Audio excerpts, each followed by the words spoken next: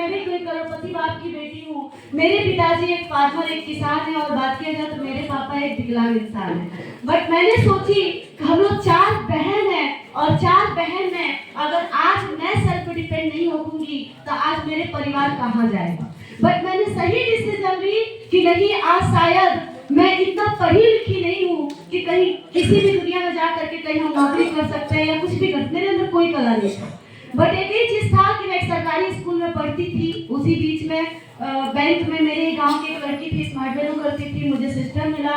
मैं जब गई उनके साथ सब कुछ प्लान सुनी, मुझे डिसीजन लेना था कि मुझे कुछ करना है। मैं शुरू से ही पढ़ाई करती थी, तभी सोच था कि मुझे कुछ करना है, और ये सोच लेके मैं पढ़ाई करती थी। बट बीच में मुझे स्मार्ट वैल्यू मिला। मैं बहुत बहुत अपने आप को लकी मानती हूँ कि शायद आज स्मार्ट वैल्यू प्लेटफॉर्म नहीं रहता तो हम यहाँ नहीं रहते। और शायद उसके साथ साथ मैं सबसे बड़ा श्रेय दूंगी तो अपने ग्रेड अप्लाइड हिमांशु सर को, संजू मैम, मनोज सर, जितने भी मेरे और सीनियर हैं, मैं चाहूंगी क्योंकि मैंने जैसे बोले सीनियर, मुझे चाहे दुख हो चाहे सुख हो चाहे कभी कहीं भी किसी भी स्थिति में हो, मैं बस केवल अंगुली पकड़ के चलती गई। आज बहुत सारे सीनियर बोलते हैं कि भाई सीनियर की बातों से चलिए, आप अंगुली पकड़ के चलिए, बट कुछ एसोसिएट सीनियर से भी ज्यादा होशियार होते हैं कि अपना दिमाग लगा के खुद गड्ढे में गिर जाते हैं। बट मैं सोची कि आज सीनियर के बताए हुए रास्ते चलेंगे तो मेरे घर की स्थिति चेंज होगी, और मैंने पूरे दिन रात एक करके ईमानदारी से मेहनत करना स्टार्ट की। आज कभी सोचे नहीं थे कि शायद यहाँ तक पहुंचेंगे, लेकिन शायद काम करते गए, जो कभी हैसियत नहीं था साइकिल से चलने का, बट इसी सिस्टम से मैंने 1 नहीं 8 से 10 स्मार्टफोन परचेज की। आज यहीं से आईफोन चलाती हूँ, और इसी सिस्टम से काम करके मेरे पिताजी शायद कभी एक साइकिल नहीं लिए थे, लेकिन इसी सिस्टम से काम करके मैं अपनी कमाई का आज 1 नहीं 2 स्कूटी परचेज कर पाई।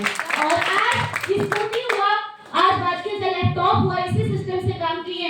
मैं एक बेटी हूँ घर के, मेरा बड़ा भाई नहीं था, हमारे छोटे भाई हैं, बट 4 बहन में मैं सबसे बड़ी थी। पापा हमेशा कुछ बोलते थे ना तो दिल में जाके चुभता था कि शायद आज मैं पापा की बेटी होती ना तो पापा की बात बोलना नहीं पड़ता। लेकिन कहते हैं ना, गरीब घर में पैदा लेना पाप नहीं होता है, लेकिन गरीब बन के मर जाना दुनिया का सबसे बड़ा पाप होता है। और मैंने सोची थी कि कोई बात नहीं है, आज एक गरीब घर में पैदा लिए थे, क्या हुआ, लेकिन ऐसा मुझे ऊपर वाला एक जरिया दे दिया है ना, जहाँ से एक अमीर पति करोड़पति बन सकते हैं। और मैंने डिसीजन ली और संघर्ष करना चालू कर दी। कभी छत नहीं रहता था, कभी स्टेशन पे रात गुजार के, कभी एक सेट कपड़े में अपना जीवन यापन करके मैं स्ट्रगल करती गई, और आज सिस्टम से काम की, और आज मैं अपनी छोटी बहन को मैंने अपने कमाई से शादी करके उन्हें विदाई भी कर पाई। और स्ट्रगल करते गए, रुके नहीं। आज अपने इनकम से मैं सरकारी स्कूल में पढ़ी हूँ, लेकिन आज अपने भाई बहन को अच्छे स्कूल में पढ़ाते हैं, और इसी सिस्टम से काम किया। और आज से 28 साल पहले मैंने अपने कमाई का हुंडई का i10 मैंने कार भी परचेज किया।